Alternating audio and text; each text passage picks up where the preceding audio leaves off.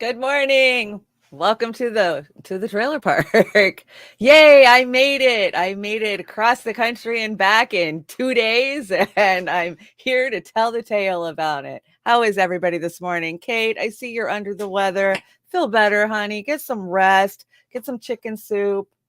Let me see. Oz, if you're out there in the ethernet, you already did it. I thank you. Kicking off the Rockfin. Hey, Rockfinners, what's up? I see Fred Edwards hanging out over there.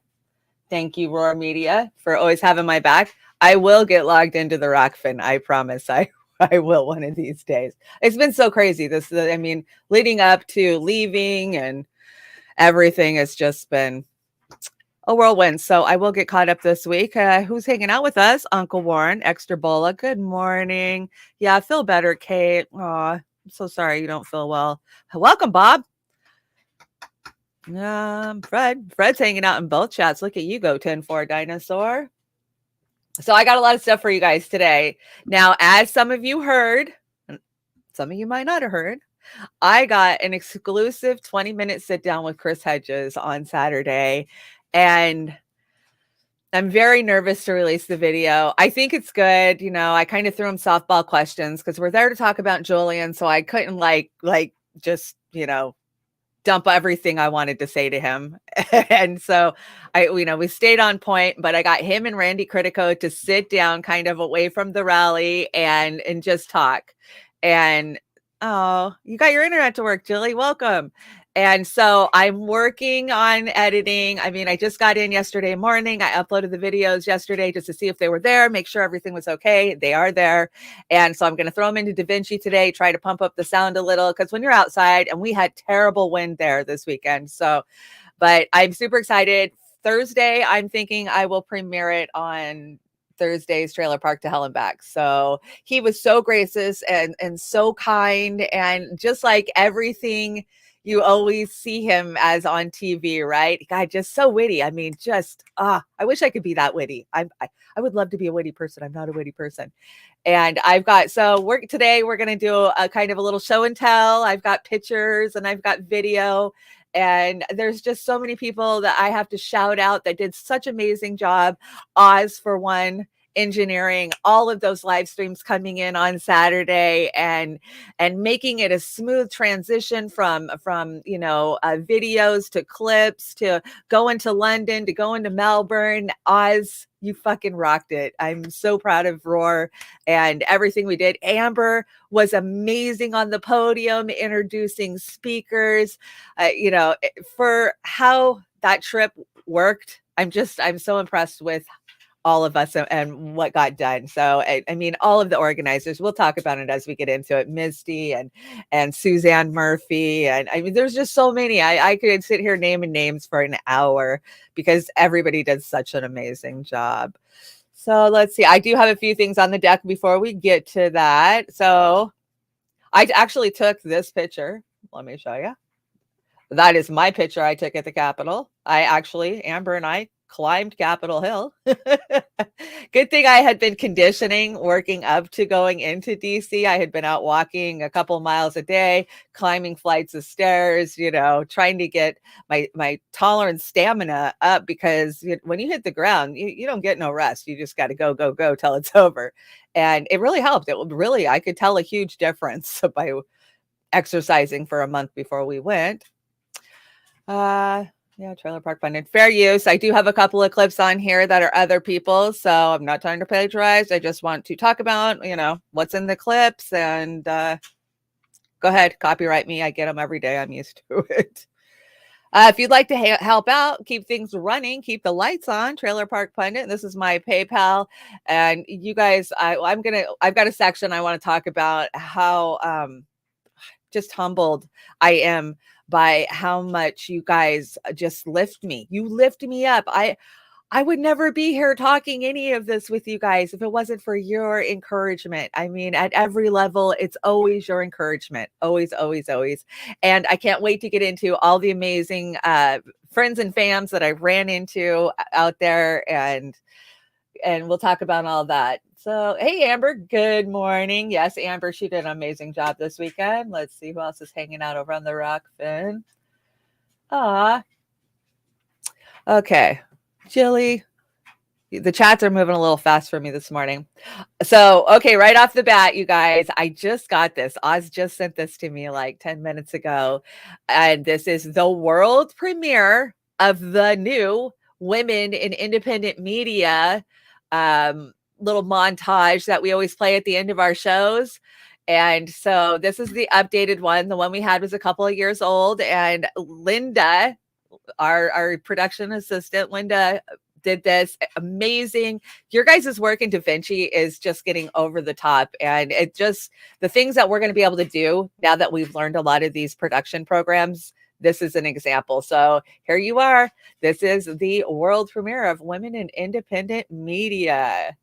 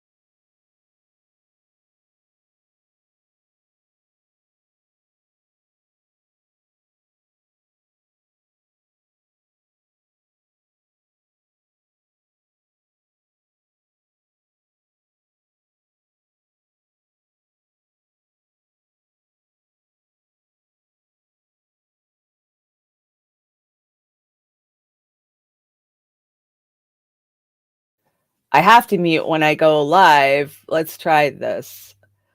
Maybe it's because I muted that I killed my sound. I'm always told to mute when I play background stuff, so that way my audio isn't bleeding into it. So I muted. Maybe that's why you guys couldn't hear. So let me try again. Freaking audio. Yeah, it's funny being out on the streets. We all say it. Audio is Satan. It totally is. So let's see. I'm just going to bring it up here. We'll rewind it. They did such a good job. I want people to be able to hear this because the music's amazing in this. So can you guys hear me now? Yeah. Okay, so when I'm muted, my audio goes down, it seems like. So let me see. Oh no, get back here. Okay. You guys hear it? Nope.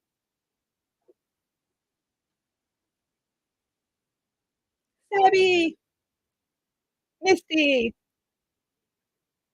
Glory. Still no sound.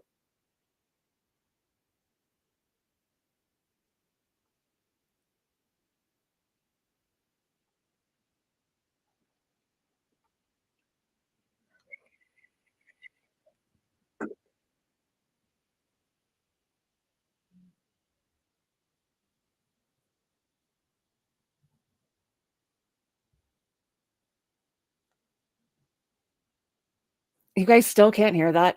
No. What in the hell? Okay, I'm gonna try to bring this back in. See if I bring the slide back in. I had no audio problems with this studio up until last week, and now it's just every show I have audio issues. It's starting to make me think I'm going to move to a different online studio. Okay, share system audio. Got it. Let's kill the live. Let's see if I can get it this time. Share audio. There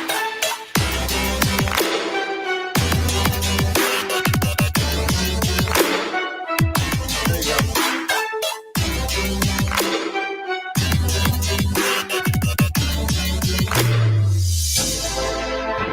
You guys hear it? Good.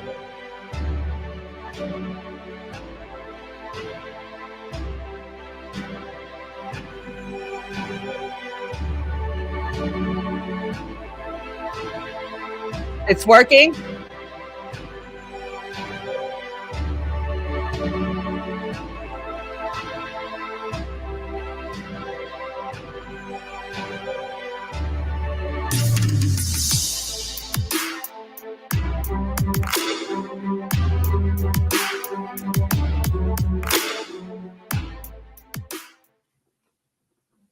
Okay, so I think you guys got audio on that last attempt. Got it. I'm getting yes, got it. I don't know what I did, but I got it working. We will premiere it again on Beauty and the Boomer. We're going to run it on Thursday. You're going to see this all over. Oz and Linda. Linda, you did an amazing job on this. And women in independent media is what Roar Media stands for. That's always been our goal. And beautifully done, you guys. Beautiful. It's awesome. I'm sorry that I had no audio for the first 3 tries, but I'm surprised I'm even here. So we will see this regularly. Yes, you will see this regularly, Kate. It's going to be running on all of the back ends of our shows. So beautifully done. And all of those women empower me. They inspire me. I'm going to try not to cry today because I'm when I get like jet lag tired, I get over emotional. So I've noticed I've been very weepy and teary eyed for the last 24 hours. And I can't help but be moved by what I see, these people doing, because none of us are trained journalists. None of us, so many of us are just everyday people who see that we live in such a broken system that we can't stay quiet about it. So we're out there doing anything and everything we can to unite the everyday people of this country to come together to make this world better. Because right now, evil is in control. I mean, that's what's happening in this world, and we all know it. Whether you believe in the battle of good or evil or not, they believe. And so that's where the fight is. Oh no, come on, go to the next one. Okay, so I brought a couple of things for us to talk about before we do show and tell. Do you guys all see this shit this morning? I got up at like 5 this morning to work on the show, and yeah, this had just dropped. And am I shocked? No. Do I think it's a move? Yeah. So if you haven't heard, Tulsi Gabbard announced this morning that she's officially left the Democratic Party.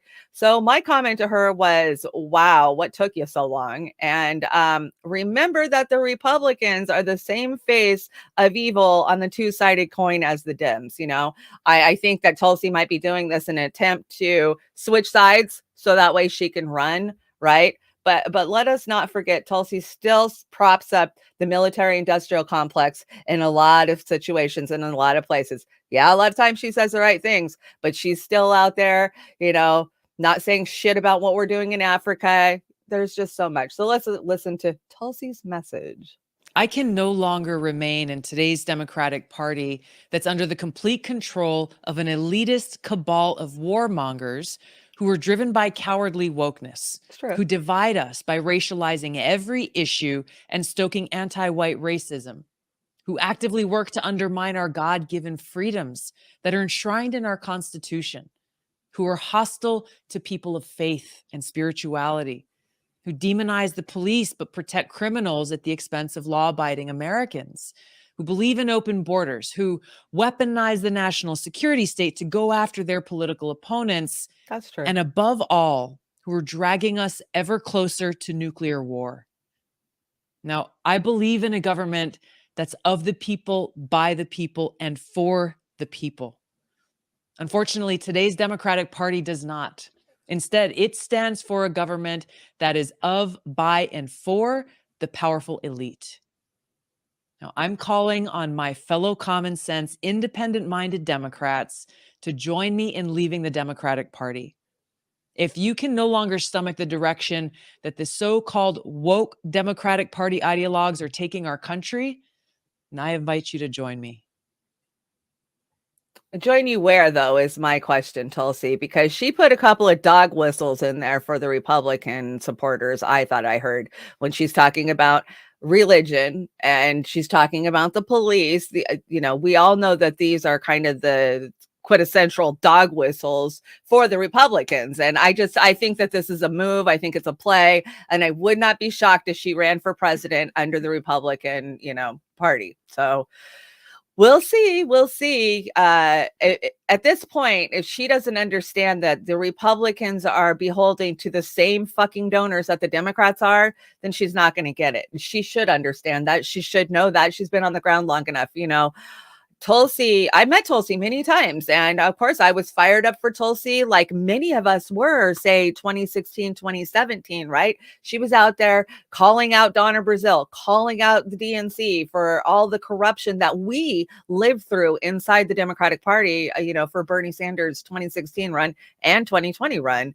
And so I saw Tulsi really sticking her foot into that military industrial fucking stance in 2017, 2018. And that's where I was like, I got to back off. No, this is not the direction I want to go. So I'm a little shocked. It's kind of late, but there it is. It is what it is.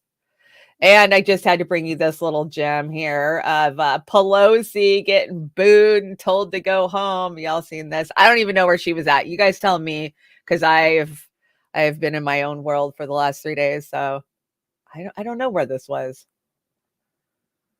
Come on, play.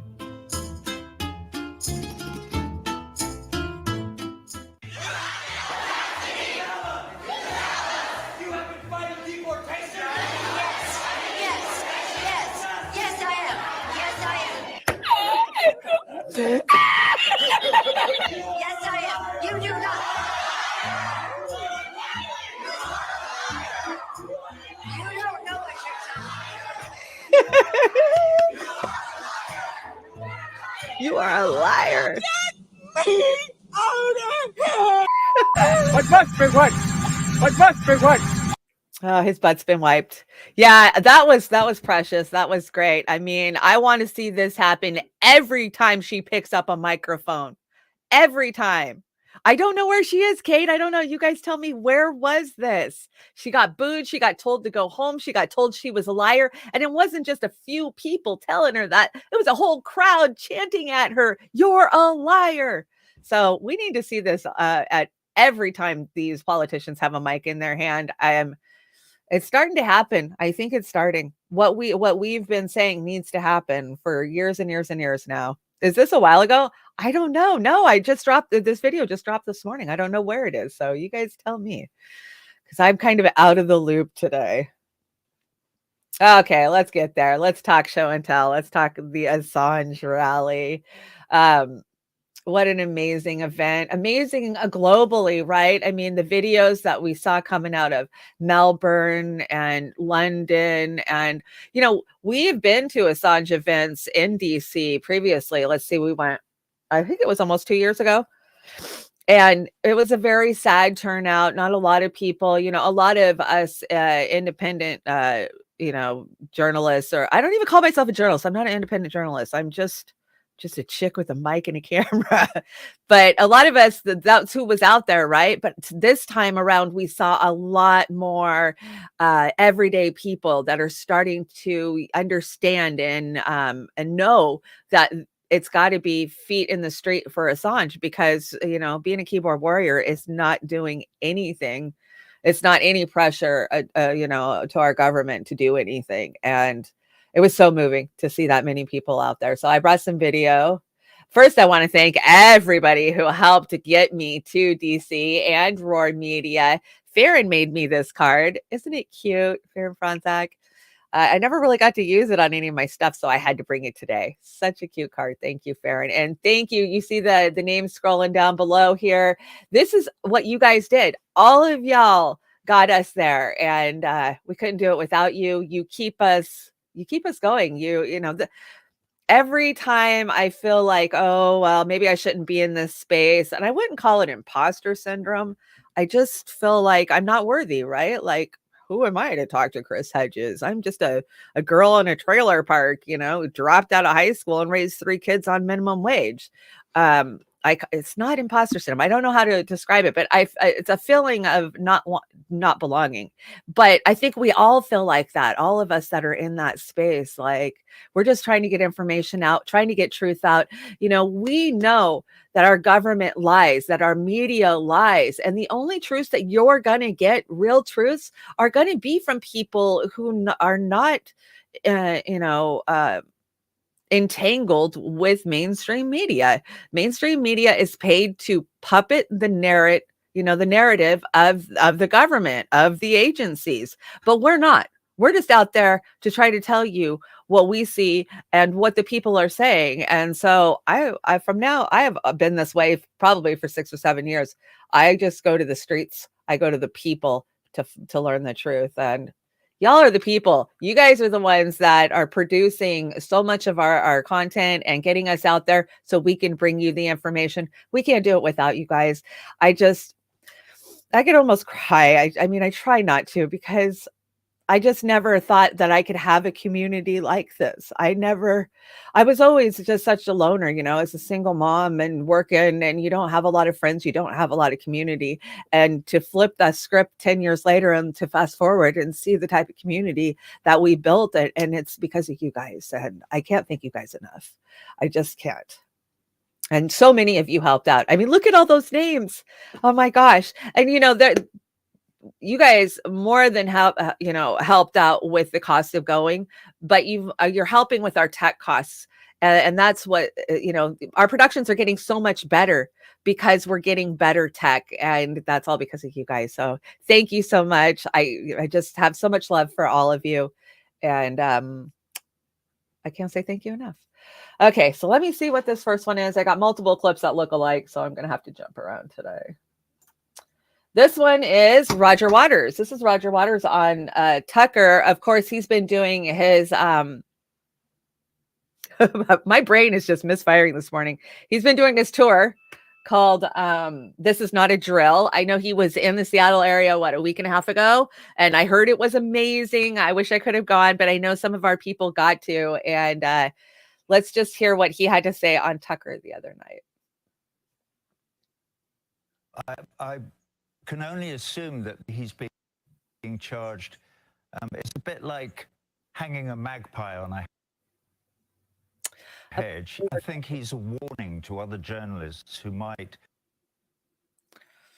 not write stories, because this is published stories that the powers that be do not want to be published. And so it's a way of warning off other journalists in the future and telling them, don't do this, or we might lock you up in prison for 175 years, even though nothing that you have done is illegal. Why haven't papers like the New York Times come to Julian Assange's defense? Well, you would have to, the papers, well, you would have to ask the papers. I was wondering if you were going to ask, why hasn't the DOJ decided to prosecute the New York Times and the Manchester Guardian and the Washington Post, who all published the same information that WikiLeaks did?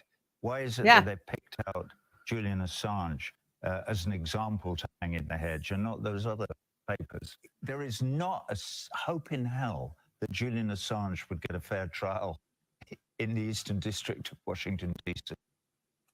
I don't know what the clipping is about, you guys. I personally think they're doing it to us and intentionally. Last week leading up to this event, every single interview, anybody who was talking about the event, their shows were clipping like this. And I saw Atwood Unleashed had Stella on, and he was saying that they intentionally bog down your server when they know the ISP that you're running off of, and that's why it clips. Now, that could just be a conspiracy, but I find it damn weird that every time we go to talk about Julian, our stuff starts to clip.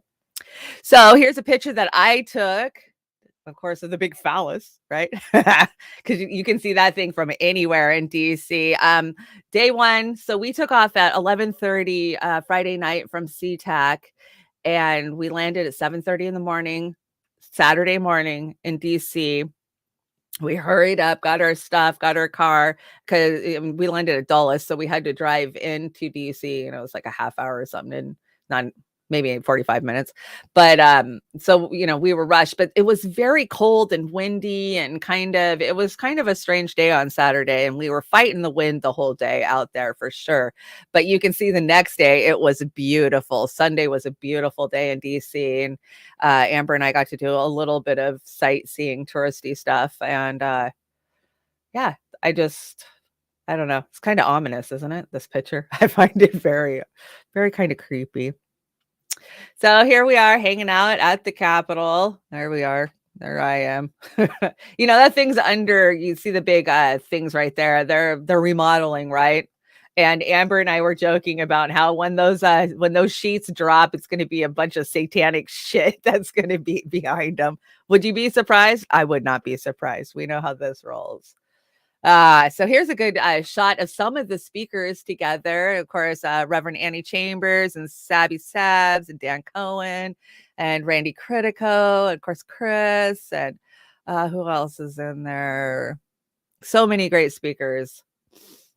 And I brought a couple of clips. If you guys haven't watched, Oz did over a 3-hour stream, so definitely go check it out. It is it's up on Roar Media. She did an amazing job. The transitions, how far we've come. I remember like 2.5 years ago, our first joint venture where we were going to do multiple shots and try to capture live streams. And, if we go back and you compare that to what Oz did this weekend, we're moving up, man. We're learning. And this is all a learning experience. Like this weekend, I had a lot of things that went wrong, but I just look at all of them as a learning experience. And next time I'll know better. Right. And that's what I do every time. So I had to bring a couple of clips of, let's see, this is Corbin Burnson talking to Jeremy Corbyn, sorry. Jeremy Corbyn talking about Julian. This was in the UK. This was an interview over there. Oh my gosh, they turned out over there. What an amazing turnout over there. Oh, come on, internet. To the US government, I say simply this. This is the type of show I'm going to have today. Lovely. Well, let's see if it kicks in. President Biden and your government, you won a presidential election against an extremely intolerant right-wing president. You won that with the support of millions of Americans who want to live in a free, open, democratic society. Millions of Americans who stand amongst those who marched for the Civil Rights Act, who marched for democracy and justice, who marched against the Vietnam War. Are you really wanting your administration to be the one that imprisoned a journalist for telling the truth about the wars? Great point. We've heard the phrase a million times. Donald Trump is a fascist, and if you don't vote for Biden, then you're voting for fascism. Okay, so Biden is now here.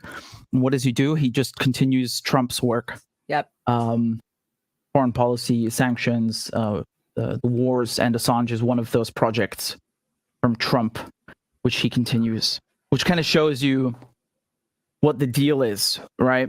I think it's worth remembering a lot of people in Biden's administration were implicated in these emails.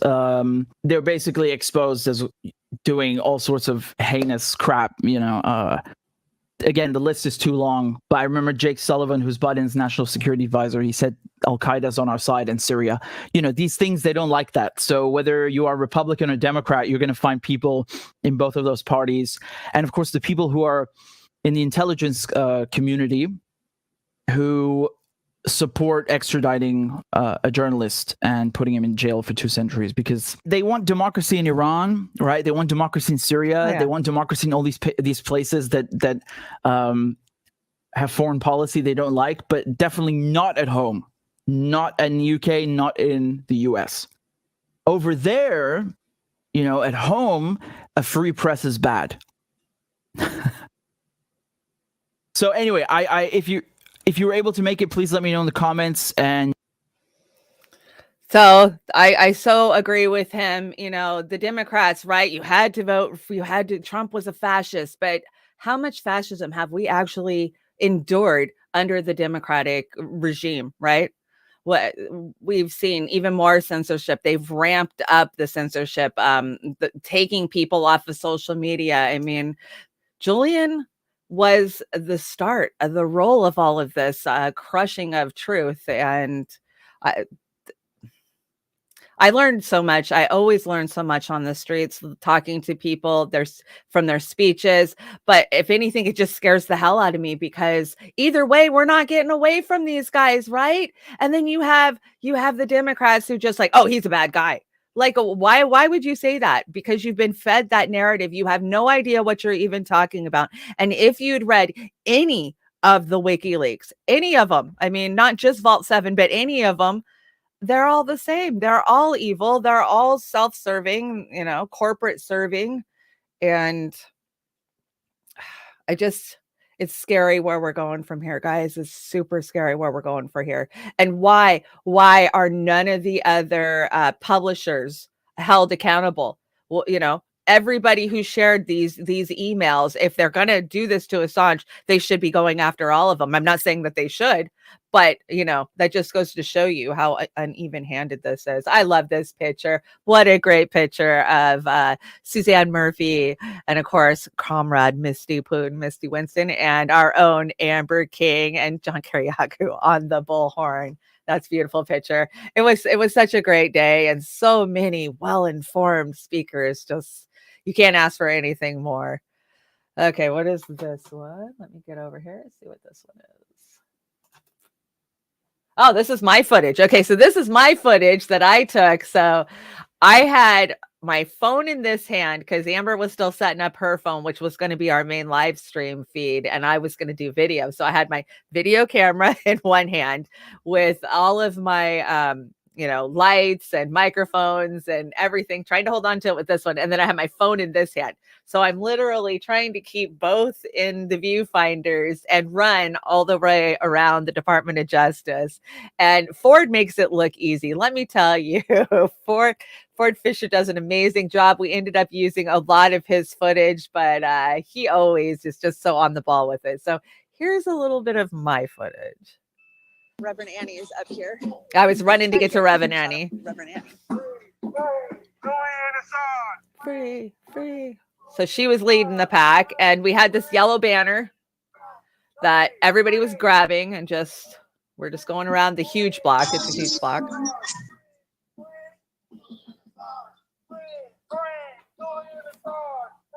I got to see so many of you in the crowd. Everybody like, hey, Anna. I love the guy that was dressed like a deer. Perfect.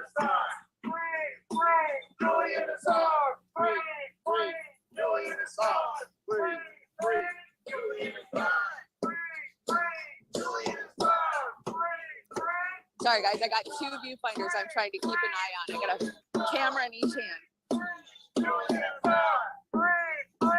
Hey, Go Start. Welcome. We're just recapping the weekend. Okay, I'm gonna let this go by because I was at the lead, so I want to get back here so you can see how long it is. Many people are participating. This is amazing. This is a great turnout compared to prior events, for sure. For sure.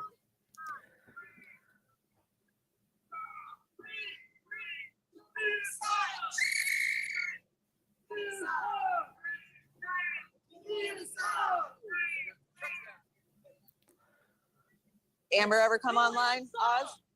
So I've got Oz in my ear the whole time. Yeah, she's. Oh, good. Okay, good. Because I'm down to like 8% battery on my phone, so my live stream's gonna die. Let it run out. Yeah, I don't have audio for Amber yet. Sabby, look, there's Sab. Sabby! Yay! There's Sabby. John Kiriakou. That was Ben and Jerry's. Okay, so this seems to be the rear. And now it's time for me to run all the way back up to the front because that's what we do. You have the best look. Oh, I think Your so. camera. Your camera looks the best. You need to figure out how to charge that. Oh, I've got 3 battery packs with me. But Okay. wait till you see my video, my 4K video I'm taking, because it's just as beautiful. All right. Keep them charged.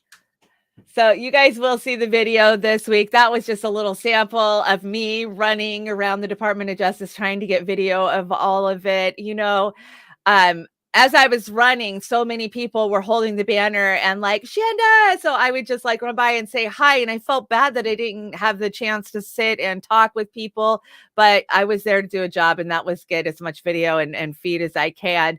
But so many of you just like, hey, I know you. You're from Beauty and the Boomer. Like, where's the Boomer? Everybody wanted Oz on the street. Oz, you are definitely wanted on the street. And I just want to give a huge shout out to Lizzie Pickles. Lizzie Pickles found me in the crowd, and she made these beautiful hoodies for all of us. I saw Sabby had one, and Medea Benjamin, and what an amazing gift. Thank you, Lizzie. It was great to sit, and we ended up meeting up later on in the night and having dinner and getting a chance to talk. And that's what I love about our community. We are all just regular people, right? And it's so weird when you get out on the street because people come up to you and talk to you almost like you're a celebrity, you know, because they sit and we come into your living room every day. And, you know, so there's this relationship there. And I know it even happened to me. Like I felt like when I talked to people, like I want to just like unload on them. Like, you know, I had kind of an encounter with Jill Stein where I was like, oh, Jill, I love you. You know, you did such great work. I was in Philly with you. And she just kind of was like, oh, thanks. You know, and I kind of felt like, oh, but then I get it, right? Because it's my expectation that she's just going to be my best friend or something. I don't know, but it's just a weird place to be in as an everyday person. And then people come up to you like they know you and you want, you know, you're friendly and we love everybody and we're trying to talk, but then we don't have enough time to talk because we're trying to, you know, do stuff. And we apologize if anybody out there felt like they didn't get enough time to talk to us or if we weren't reciprocal. It's just a weird thing to be out there on the street. And I mean, it's totally different when, you know, you're in a setting where you can sit and communicate and talk with people and visit. And I just feel like we don't get enough time to visit when we're at events because we're there for a purpose, right? And I kept going back to that all day. Like, I'm here for Julian Assange, and as much as I want to talk to these people about other things, right, I need to stay on point. And I had to keep reminding myself that, and I think I did. But did you guys see what happened in London? Did you guys see how many people turned out? I had to bring the video, so I'm going to bring that in real fast. It's amazing. It's so amazing. It was, by the time we got to our room that night and saw this video, Amber and I were both just tearing up to see that many people show up for Julian. Let's see if I can get this. I might not have sound on this, but.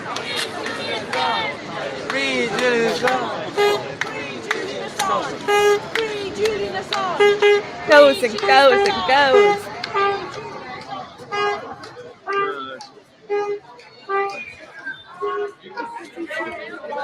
What we needed. Julian Assange! Free Julian Assange! Free Julian Assange! Free Julian Assange! Free Julian Assange! Free Julian Assange! Free Julian Assange! Americans.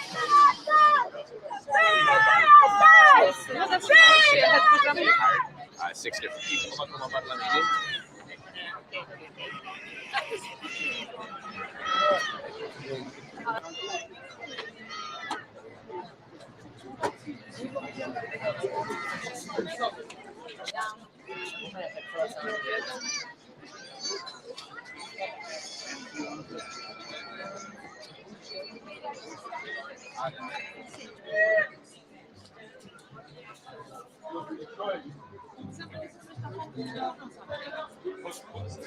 Isn't that amazing? It just goes and goes and goes.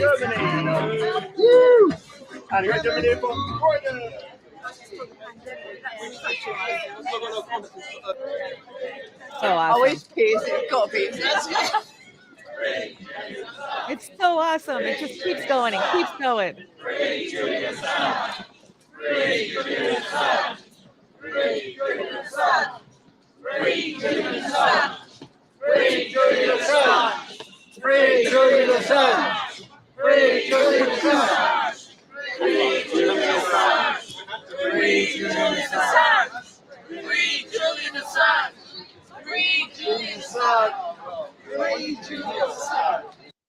Now that's a movement, and that's what we need. And, you know, the UK, I kind of feel like here in the US, you know, our evildoers are just going to continue to do evil.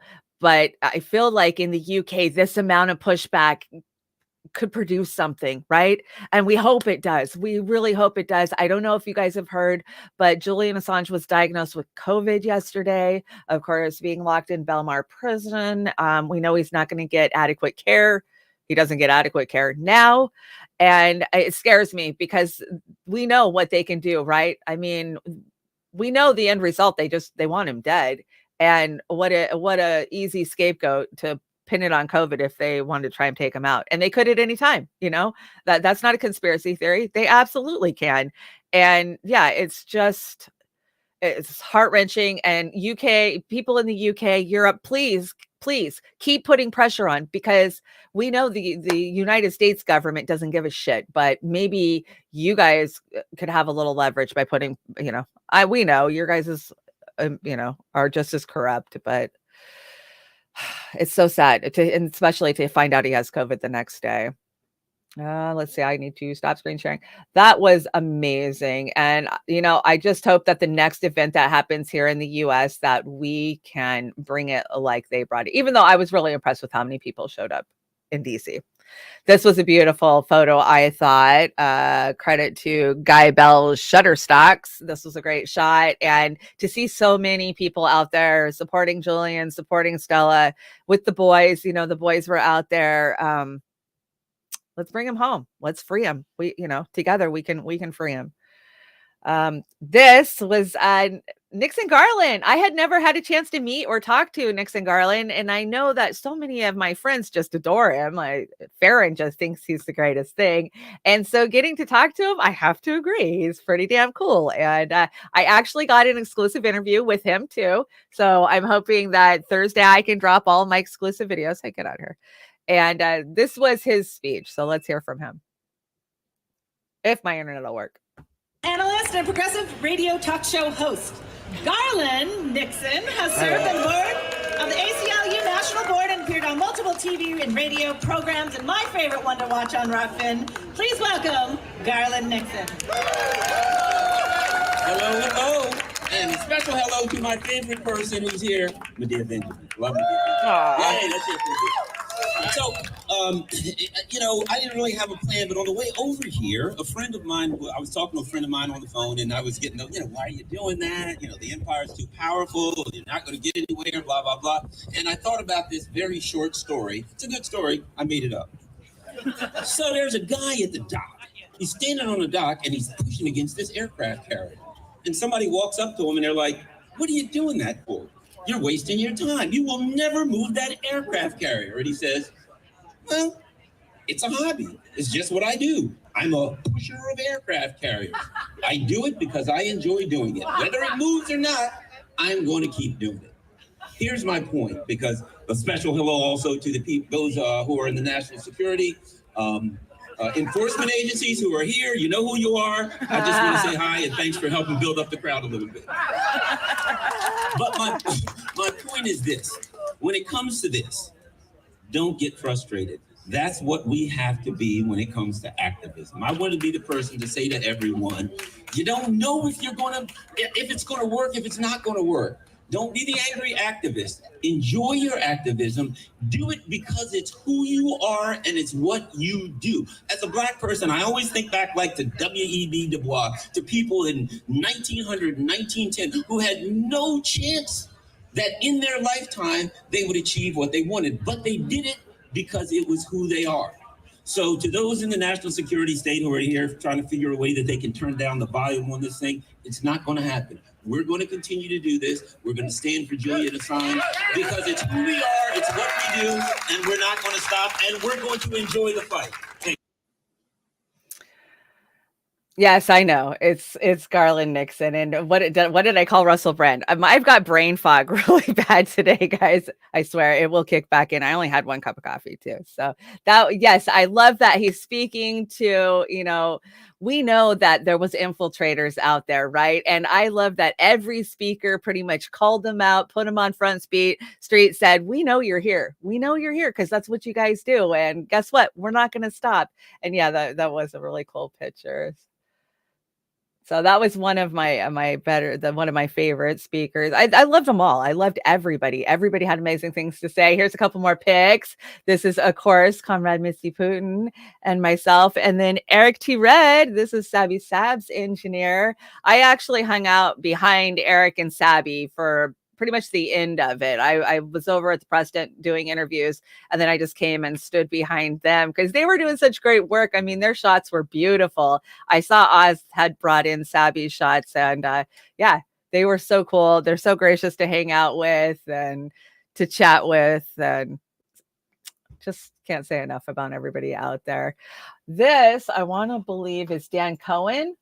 Now, I didn't know really a lot about Dan Cohen. I mean, I'd heard of him, but I didn't really know his work until later that night. We went to an after hours at, what was it called? Bus Boys and Poets. And we got to see a little sneak peek of a documentary called Another Vision. And it was about Haiti and the lies that America is telling the world about Haiti, and has been for forever. I mean, we just constantly have gone in and crushed Haiti for 40 fucking years. Anytime they start to find a little democracy on their own, well, we got to go in and change that for them.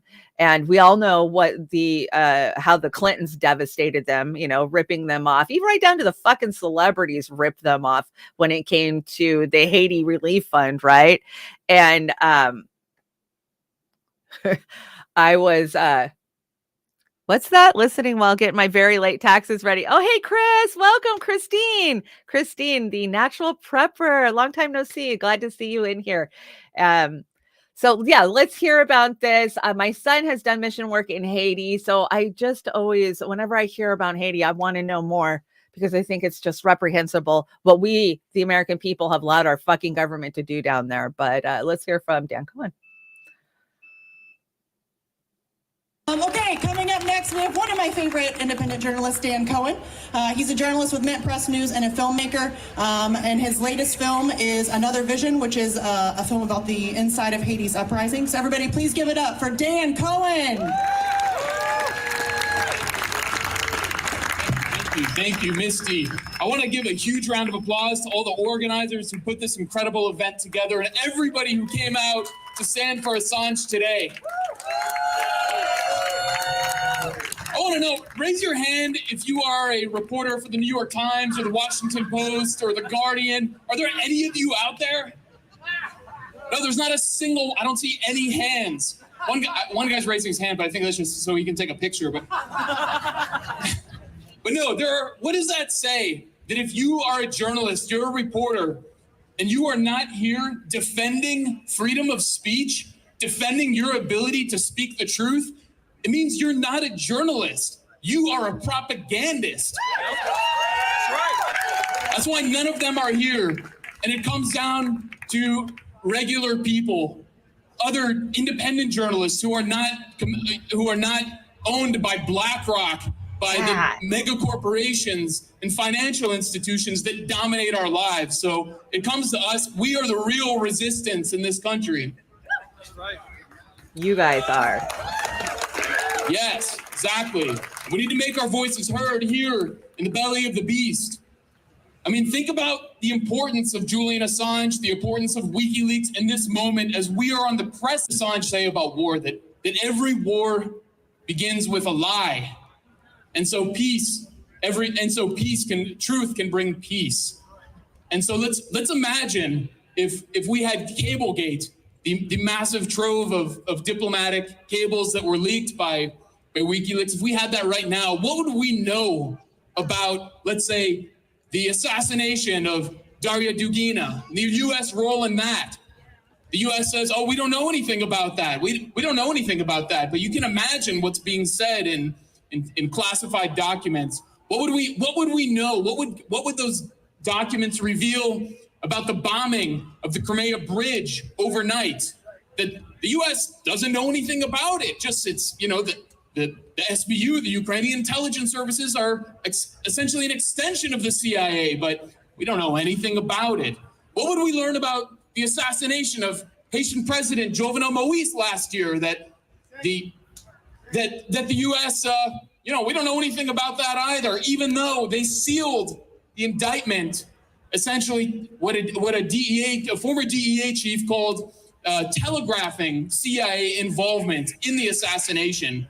So the reason they're punishing Julian Assange is not because of what he did as one person. It's because he represents the truth that he and WikiLeaks bring to the people, represents a threat to the most violent and dangerous empire in the history of the world.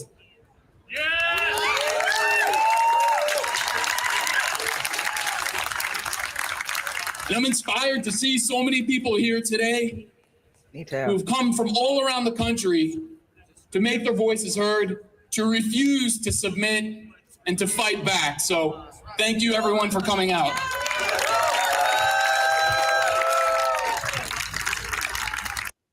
I don't know why that didn't stop, but some of these speeches were, it's so powerful to recognize that it's the everyday people doing the media out there.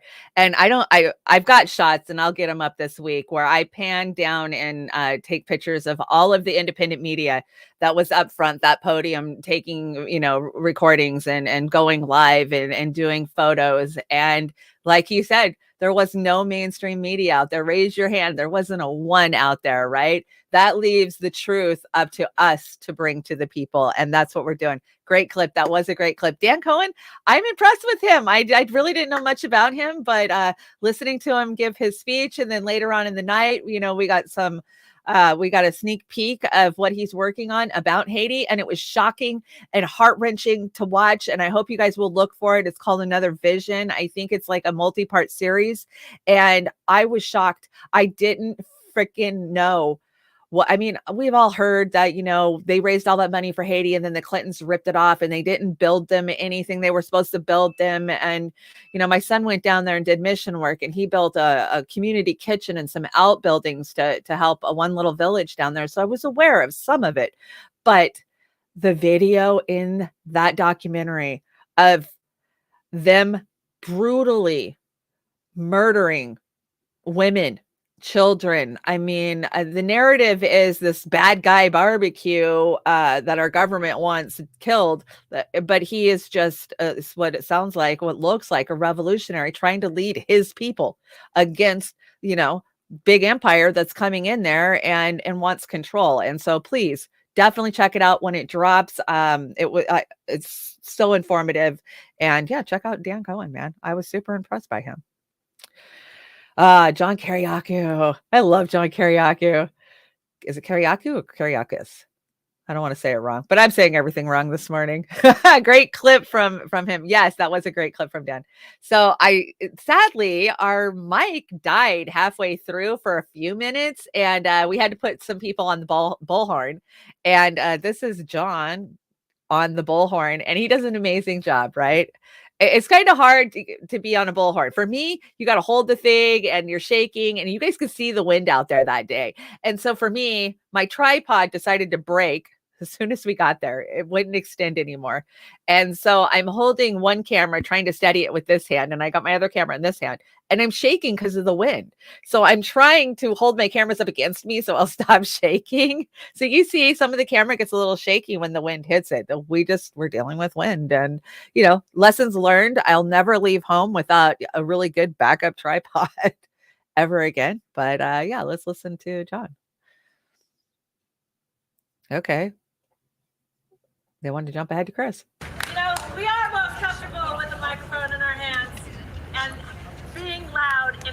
streets. And so I hope all of you that are here today can get out more often, because a few of us is not enough. We need all of us in the streets. Yes. So I would like to introduce our next speaker, John Kiriakou. Author, former intelligence officer. He has worked as an analyst case officer with the CIA.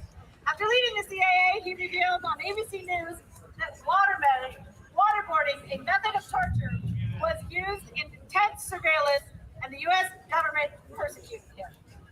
He was the sixth whistleblower to be indicted by the Obama administration under the Espionage Act, a law meant to punish spies, not whistleblowers. Please give a warm welcome for John Kiriakou.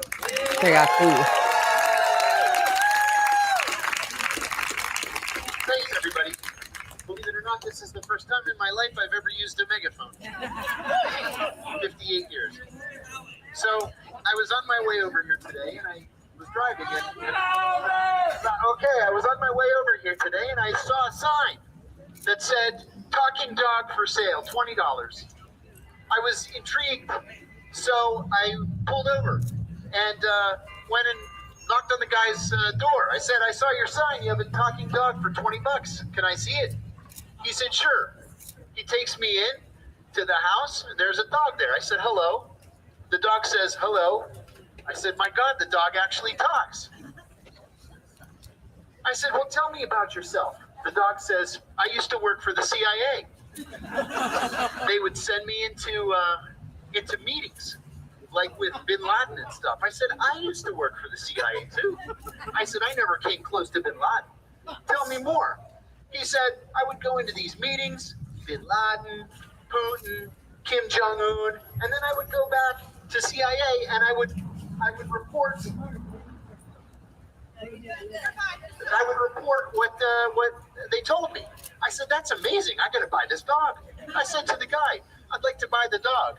He says, "Well, it's $20. I said, "Well, why is it so cheap?" And he says, "That dog's a liar. He's never done any of that stuff." But this is a theme, because everybody at the CIA is a liar. Everybody. The CIA told us that there was no torture program. That was a lie. The CIA told us that there was no archipelago of secret prisons all around the world. That was a lie. They told us that there was no international rendition kidnapping program where we go overseas and just snatch people off the streets or out of their homes. That was a lie. Lies. The CIA tells us today, in 2022, that they cannot even confirm the existence of a drone program. They're lying. Now, Mike Pompeo said on the campaign trail a couple of weeks ago that if and when Julian Assange is extradited to the Eastern District of Virginia, he will receive a fair trial. That's a lie. That's a lie.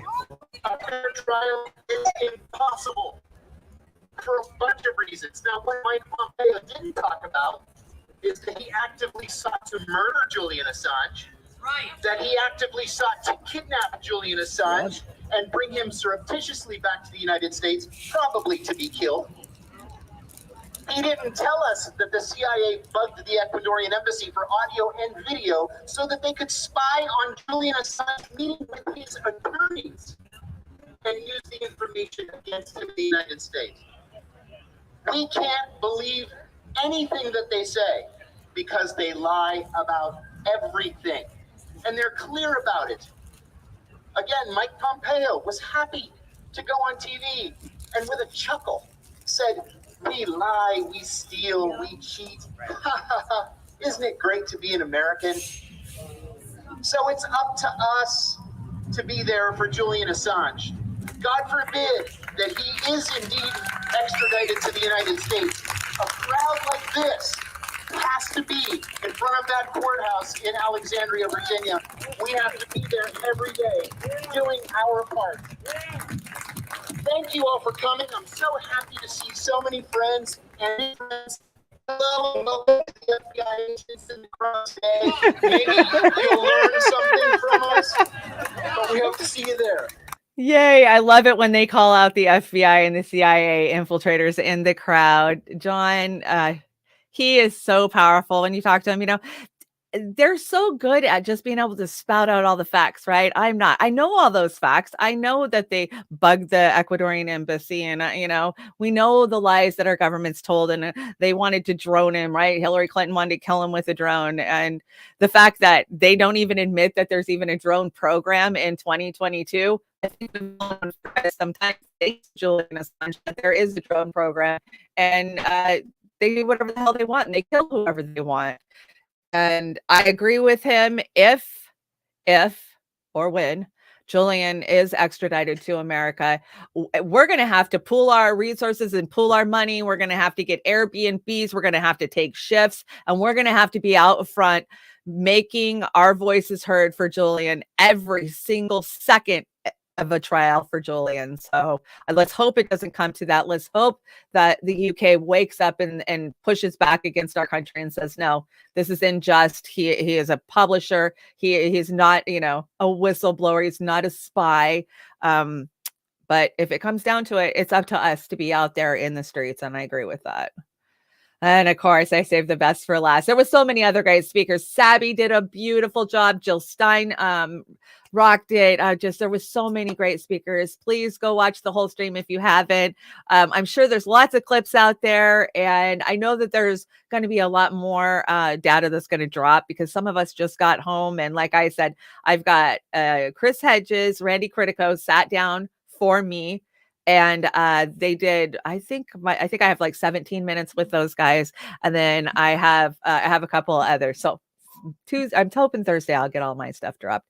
But let's hear from the very gracious, let me tell you, Chris is not only just, you know, so witty and so intelligent and so informed and so well spoken, but he's very gracious and kind when, you know, to people that came up to him.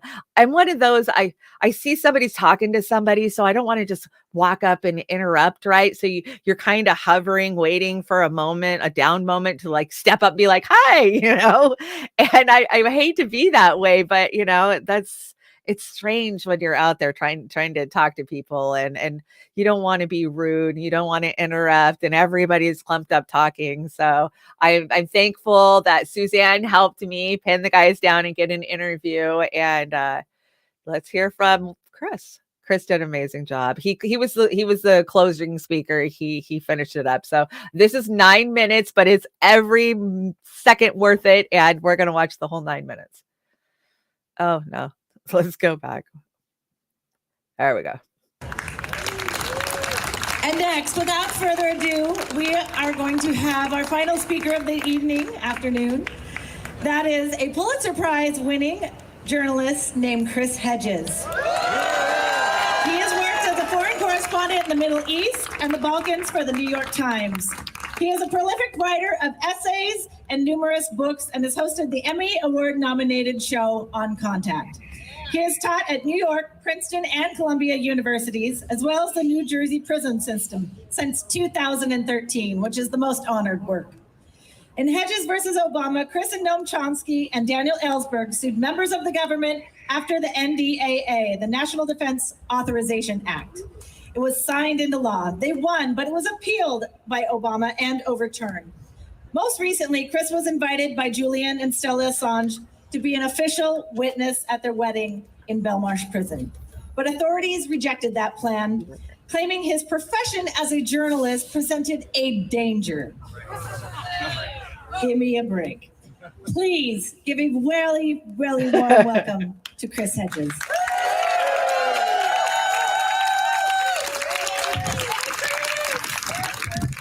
Thank you for coming. Merrick Garland and those who work in the Department of Justice are the puppets, not the puppet masters. They are the facade, the fiction, that the long-standing persecution of Julian Assange has something to do with justice. Like the High Court in London, they carry out an elaborate judicial pantomime. They debate arcane legal nuances to distract from the Dickensian farce where a man who has not committed a crime, who is not a U.S. citizen, can be extradited under the Espionage Act and sentenced to life in prison for the most courageous and consequential journalism of our generation. The engine driving the lynching of Julian is not here on Pennsylvania Avenue. It is in Langley, Virginia, located at a complex we will never be allowed to surround, the Central Intelligence Agency. It is driven by a secretive interstate, one where we do not count, in the mad pursuit of empire and ruthless exploitation. Because the machine of this modern Leviathan was exposed by Julian and WikiLeaks, the machine demands revenge. The United States has undergone a corporate coup d'etat in slow motion. It is no longer a functioning democracy. The real centers of power in the corporate, military, and national security sectors were humiliated and embarrassed by WikiLeaks. Their war crimes, lies, conspiracies to crush the democratic aspirations of the vulnerable and the poor, and rampant corruption here and around the globe were laid bare in troves of leaked documents. We cannot fight on behalf of Julian unless we are clear about who we are fighting against. It is far worse than a corrupt judiciary. The global billionaire class who have orchestrated a social inequality rivaled by pharaonic Egypt has internally seized all of the levers of power and made us the most spied upon, monitored, watched, and photographed population in human history. When the government watches you 24 hours a day, you cannot use the word liberty. This is the relationship between a master and a slave. Julian was long a target, of course. When WikiLeaks published the documents known as Vault 7, which exposed the hacking tools the CIA uses to monitor our phones, televisions, and even cars, he and journalism itself was condemned to crucifixion. The object is to shut down any investigation into the inner workings of power that might hold the ruling class accountable for its crimes, eradicate public opinion, and replace it with a cant fed to the mob. I spent 2 decades as a foreign correspondent on the outer reaches of empire in Latin America, Africa, the Middle East, and the Balkans. I am acutely aware of the savagery of empire, how the brutal tools of repression are first tested on those Franz Fanon called the wretched of the earth. Wholesale surveillance, torture, coups, black sites, black propaganda, militarized police, militarized drones, assassinations, wars. Once perfected on people of color overseas, these tools migrate back to the homeland. By hollowing out our country from the inside through deindustrialization, austerity, deregulation, wage stagnation, the abolition of unions, massive expenditures on war and intelligence, a refusal to address the climate emergency and a virtual tax boycott for the richest individuals and corporations.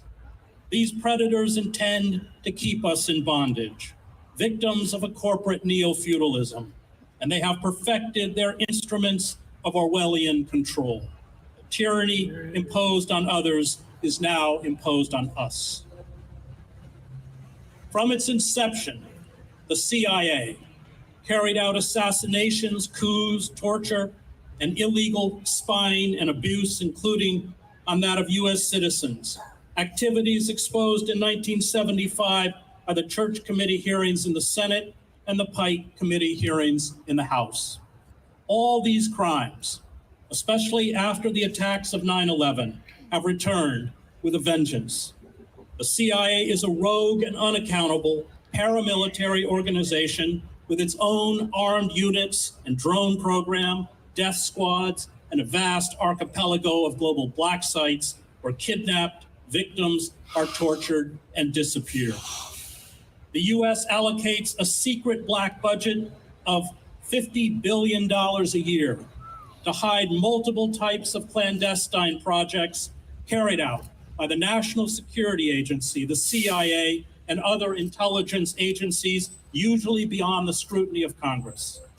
The CIA has a well-oiled apparatus to kidnap, torture, and assassinate targets around the globe, which is why, since it had already set up a system of 24-hour video surveillance of Julian in the Ecuadorian embassy in London, it quite naturally discussed kidnapping and assassinating him. That is its business.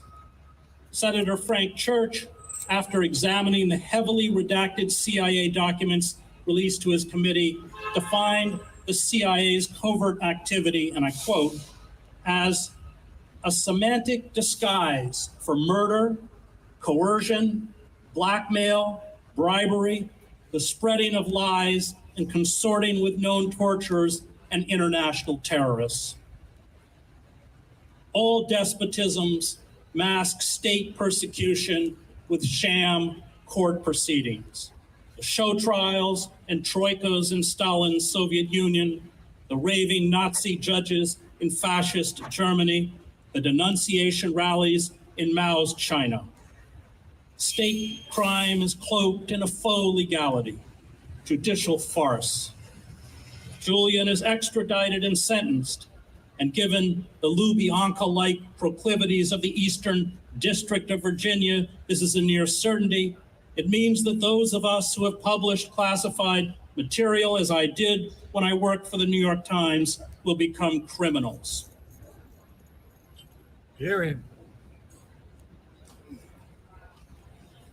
It means that the Iron Curtain will be pulled down to mask the abuses of power. It means that the state, which through special administrative measures or SAMs, anti-terrorism laws, and the Espionage Act have created our homegrown version of Stalin's Article 58, can imprison anyone, anywhere in the world who dares commit the crime of telling the truth. We are here today to fight for Julian, but we are also here to fight against powerful subterranean forces that, in demanding Julian's extradition and life imprisonment, have declared war on journalism. We are here today to fight for Julian, but we are also here to fight for the restoration of the rule of law and democracy. We are here today to fight for Julian, but we are also here to dismantle the wholesale Stasi-like state surveillance erected across the West. We are here today for Julian. But we are also here to overthrow, and let me repeat that word for the benefit of those in the FBI and Homeland Security who have come here to monitor us, overthrow.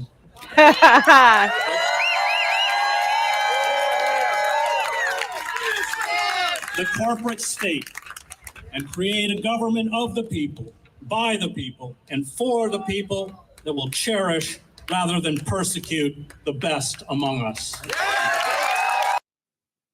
So there you are. That was the final speaker of the day, Chris Hedges. And yeah, everything he says is exactly what we need to be doing, is fighting this paramilitary state that we find ourselves in. And couldn't have asked for better speakers that we had that day. Everybody did an amazing job. All of the activists, all of the organizers. Amber, you rocked it. I mean, we're all nervous. We all fumble, you know, our words, and but we're just everyday people out here fighting for a free Assange. And I can't thank everybody enough who was there, who helped us get there, who, you know, has done even the people who were sharing social media, even if you couldn't make it, the fact that you shared it and other people saw it and they could make it, that counts. I mean, it takes all of us to do it. And yes, Lizzie, I see Lizzie's in the chat.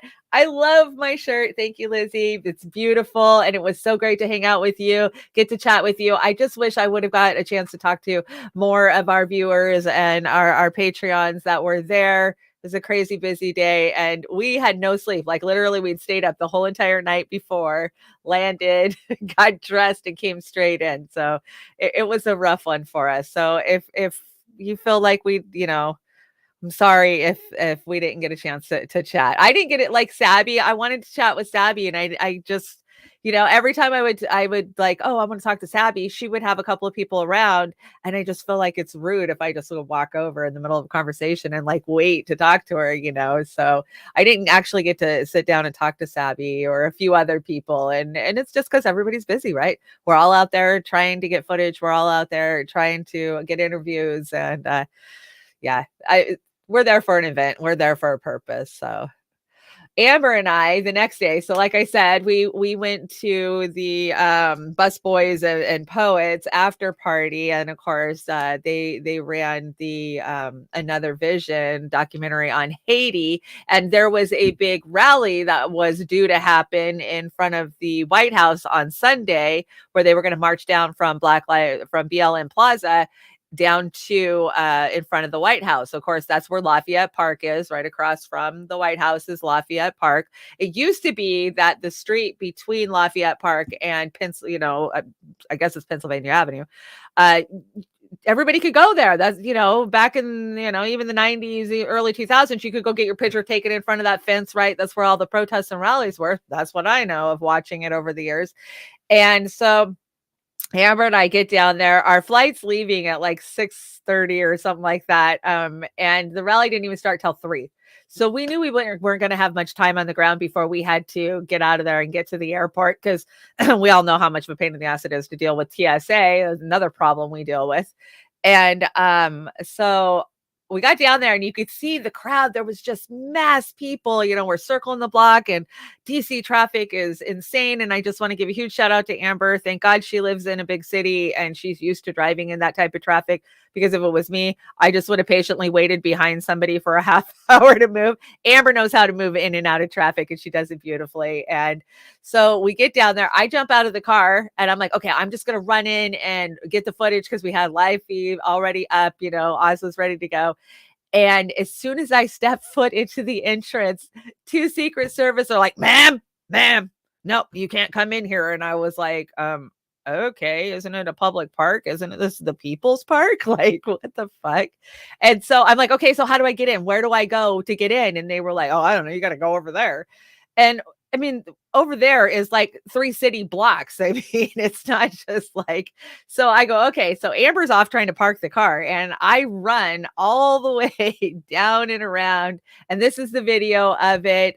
We never did get in. They literally had Secret Service and park security stopping people from coming in. It looked like it was a pretty big event. I did have friends inside that I was messaging like, I'm sorry, they won't let us in. I don't know why they won't let us pass. They were very strict about it. Well, we know that they don't want this information on Haiti coming out. I don't know if that had anything to do with why they wouldn't let us in, but it seemed like there was a lot of people there. So here's just a little clip of us on Sunday, me running around trying to get into the park. Okay, maybe not. Let's try again. There we go. This is Lafayette Park, of course. And yeah, Secret Service. I was all the way on the other side of the park over there, and Secret Service wouldn't let me in. So I went all the way down there, and Secret Service wouldn't let me in. So, Secret Service, they rule the world, right? Apparently. They can do what they want. Oh, sleepy little baby. Cute sleepy baby. Okay, I think I Amber. So Amber's calling me. She's messaging me. So, I don't even know what's going on in the world. I can't even talk to you guys because I have been so busy. Oh, look at the squirrels. The Capitol squirrels just hanging out in the park. Lizzie, lots of squirrels. I was yeah, thinking they got of it really you. well off. Oh, look, feeding them. Oh, look at this one. He's hanging out on the fence. How cool. Hi, buddy. Capitol squirrel. Capitol I got squirrels. to hang out with Lizzie Pickles last night. Lizzie. So fun, so amazing. She made us the most awesome free Assange sweatshirts, hoodies. Really cool to get to hang out with some of our Patreons. I'm stuck via Ice cream hell. Okay. Ice cream helps because it's all ice cream trucks. The other side of the park. Now I'm looking at my phone, so I've got my phone. What street am I on? Am I on K Street? I think I'm on K Street. I was on like 17th Street. So anyways, I get all the way up to where the entrance is, and there's hundreds and hundreds of people waiting in a single file line to get into the park. And knowing that our flight was leaving and we only had like 20 minutes, we knew we wouldn't make it in. So sadly, we didn't get to bring you that rally, but we tried. Maybe next time. But definitely check out Another Vision if you get a chance to watch it. And there we are hanging out. So it was a great trip. It was exhausting. It was exhilarating. It was I learned so much. I always learn so much on these trips, and trial by error, right? So next time it'll be even better. Every time we go out, it gets a little better. And next time I know the things that I've got to do to make sure that my footage is good. So live and learn. So thank you guys so much for hanging out with me today. I'm trying to think, is there anything I need to cover before the end of the show? Thank you to all the organizers. Thank you to all of the Patreons and donations. Everybody who donated, you make this stuff possible, and we can't do it without you guys. And that is no lie, and that is no joke. I mean, it doesn't happen without you guys. So thank you. You bring independent media to the rest of the world. So, welcome to the trailer park. You want to help out, keep the lights on. We appreciate you. And Jilly, I did see you sent me a bunch of stuff that was mind-blowing. I'll bring it on Thursday's show. Who knew? Who knew they all changed their names and they're all one big family that have been ruling for 4 centuries? Oh, we talk about it all the time. So we'll get into some of that conspiracy theorist stuff on the next show. Let me shout out my chat. Hey, it's Cold Fusion. Welcome. Let's see. Go start. Good vibes. Yeah, everybody's with the good vibes today. Kate, hey Lizzie, Chanda-Masta. Yeah, I love the hoodie. Thank you. The CIA, let's see what this says. CIA has carried out assassinations, coups, tortures, and illegal spying and abuse, including that on U.S. citizens. All these crimes after 9/11 have returned with a vengeance. Chris Hedges, yes, great freaking quote, right? I can't wait to bring you guys the interview from Chris. I'm a little nervous. I asked him softball questions just because it's Chris Hedges, right? And I don't want to try to be like a intellectual, because it wouldn't come off. I'm just a girl from a trailer park. So I asked him questions like everyday people would want to know about Julian Assange and where we go from here and going forward with the election, those type of questions. And the video is shaky. I'll warn you guys now. So I'll drop that on Thursday and then I'll just be like, oh, cringe. I promise next time it'll get better. Thank you, Kate. I hope you feel better, Kate. Get some rest. Get some chicken soup. Stay away from the pharmaceuticals. We all know that, right? Seems like they make you worse. Gamer, I haven't got to shut you out today. Gamer's hanging out. Thank you. And Christine, Horse Gal, I'm so glad you could stop by. I hope you're doing well, hon. I miss you. I haven't talked to you in so long. And hang in there. I mean, everybody just hang in there, man. Things suck and they're just going to get worse. I have a feeling, right? We know they're going to get worse. So gas prices. Wow. Gas prices on the East Coast were $3.50 a gallon. I was shocked. We're paying over $5 here. So boy, what a contrast. You can see that in real time. And I will say service industry is dead in this country. It didn't matter where we went. It seems like it's an inconvenience for anybody to give you decent service anywhere. And I mean that from restaurants to the planes to everywhere we went. It just seems like there is no service industry anymore. And it sucks. It sucks. Can't we just have a little patience and be kind to each other and be happy to do our jobs and wait on people? No, because people aren't happy. They're getting slave fucking wages. So why should they put an ounce of energy into their job, right? Is what it feels like. And so that sucks. It does suck. And I had to close with this song. This is a great song. Oz ran this song at the beginning of the show the other day. And I think it's called We Know They Lied. And we do know they lied. And we have to keep calling them out for it. So what's today? Today is Tuesday. If you guys didn't catch AM Wake Up this morning, the guys had a great fiery chat. Ryan Christensen was there, a couple other guests. So go check that out and keep supporting all of our brothers and sisters in independent media, because we can't do it without you guys. So you guys have a great day, and I will see you Thursday. Check it out.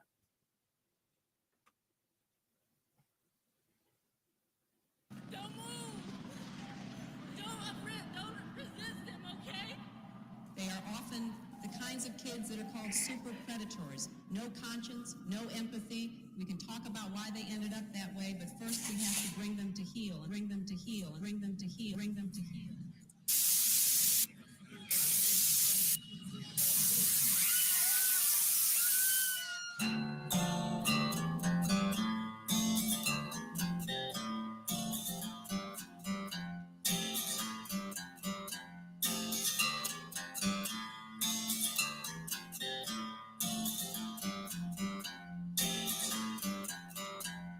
Shadows stalk the cross, crescent moons on fire, victims of lies, angels come to die, families blown to hell, children cry alone, dogs roam these dark streets, innocence long gone. We know they lie, they know they lie to us again. We know they lie. There's no one love me.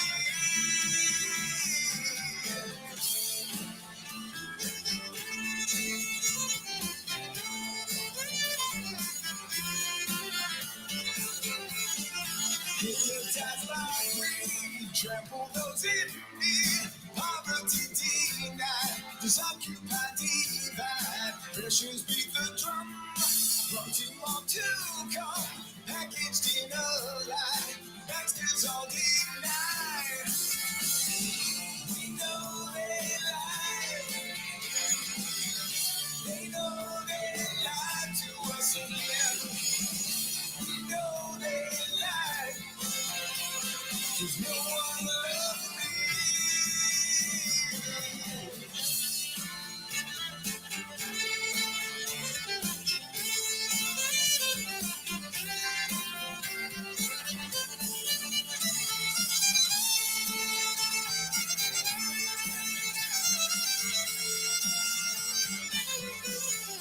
Authority and fear, police states all in gear. Resist another lie, it calls for you to die. Loved ones on the ground, with the hills going down. The devil and his guns got you on the run. We know they lie. They know they lie to us again. We know they lie. There's no one love me. We know they lie. They know they lie to us again. We know they lie. There's no one love me.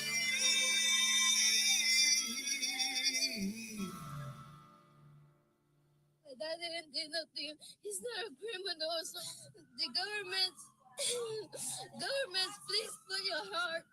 Let my parents be free. And if we're going to get past this, we can't blame it on him. He's a manifestation of the ugliness that's in us.